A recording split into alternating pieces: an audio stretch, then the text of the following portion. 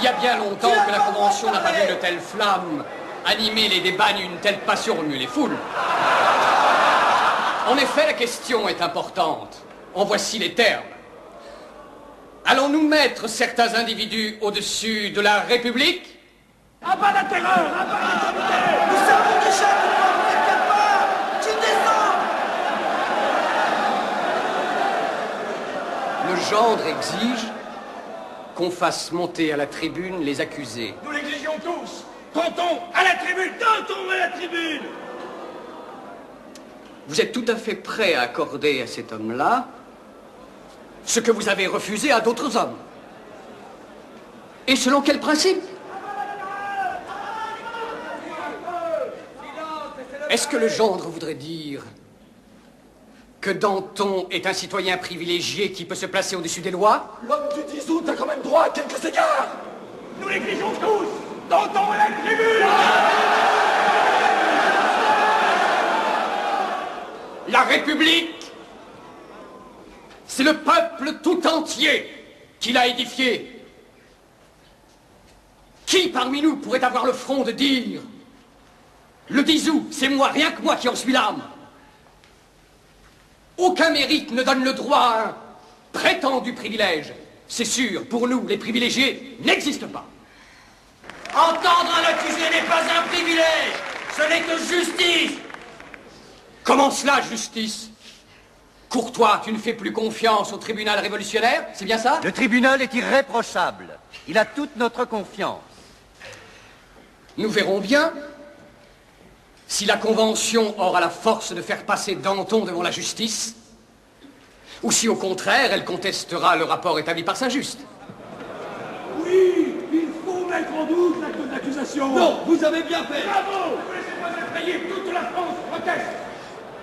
Ceux qui crient vive Danton, pensent-ils que cet homme mérite une justice d'exception?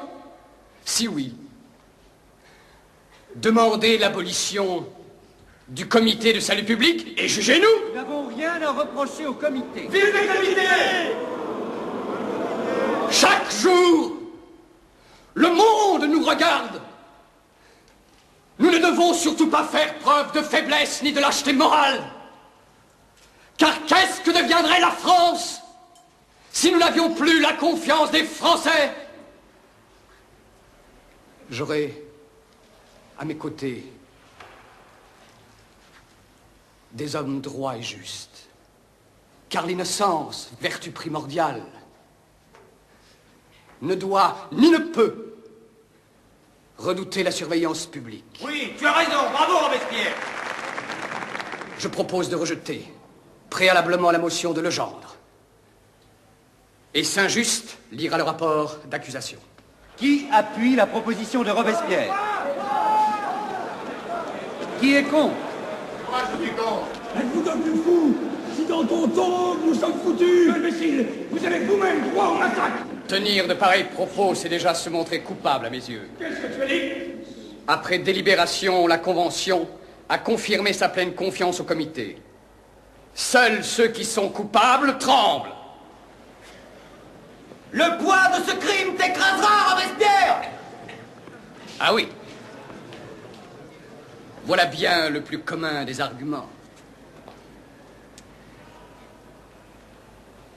Car quand bien même, par la plus obscure des lois de la Providence, la chute d'un criminel devrait fatalement entraîner la mienne, qu'importe. En aucun cas, pour les révolutionnaires, le péril n'a de poids par rapport au devoir. Robespierre, je n'ai jamais dit que je mettais Danton au-dessus du bien public.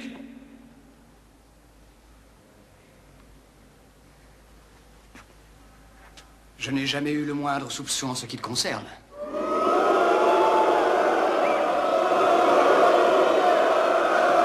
Je demande la parole.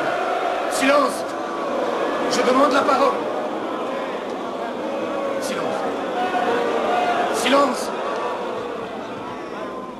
Pendant longtemps, j'ai subi la duplicité de Danton.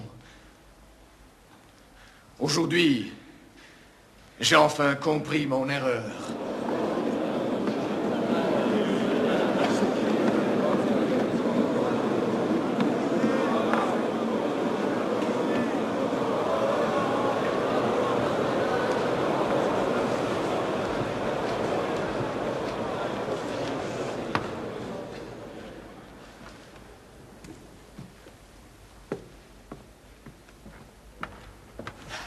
devons donner au comité la preuve de confiance.